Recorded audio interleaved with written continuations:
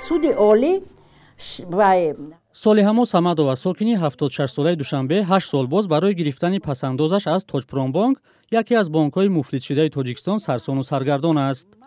ӯ ба умеди ба даст овардани фоида ҳавлии падарӣ ва дигар дороиҳояшро фурӯхта бештар аз $300,000 дар ин бонк амонат гузошт. пас аз муфлис шудани бонк як хонаро бар ивази як қисме аз пулҳояш ба ӯ доданд. дар ин байн Самадова барои табобат муддате сафари Русия кард. вақте баргашт, фаҳмид ки хонаро нафари дигаре ба қавли ӯ ғайриқонунӣ соҳиб шудааст. вай мегӯяд мисли ӯ фиребхӯрдаҳо даҳо нафаранд.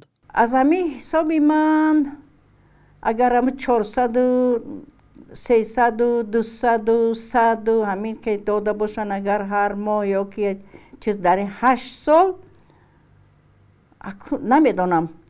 як вақт гуфтанд ки ҳисоб кардан, гуфтанд ки қариб 100,000 вай тоҷикӣ гирифтен. ӯ ҳамаша ба тоҷикӣ тарҷума карданд, тоҷикӣ қати ҳисоб карда мондан. ҳамун ҳисоб рост буд, дурӯғ буд, ҳар чӣ ки буд. 100,000 гирифта бошем. 100,000 шояд гирифта бошем. шояд ки ҳамин қадар гирифта бошем.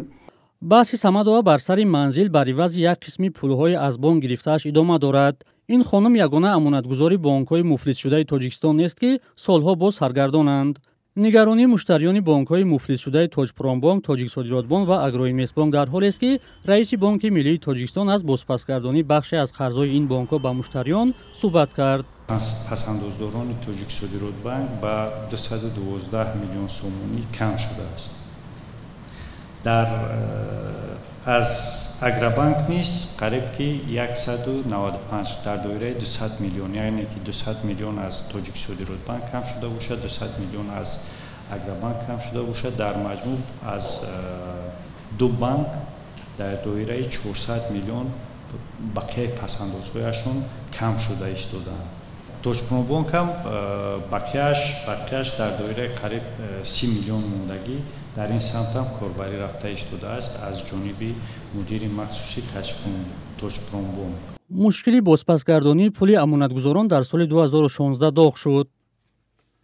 дар он замон Тоҷпромбонку Фононбонк ва Тоҷиксодиротбонку Агроинвестбонк ба мушкили пардохтпазирӣ дучор ва дертар муфлис эълон шуданд. дар гузашта масъулони бархе бонкҳои муфлисшуда мегуфтанд, сабаби пурра пардохт нашудани қарзи амонатгузорон дар он аст, ки теъдоди дигар аз муштариён аз бонк қарз гирифта қарзҳоро барнамегардонанд.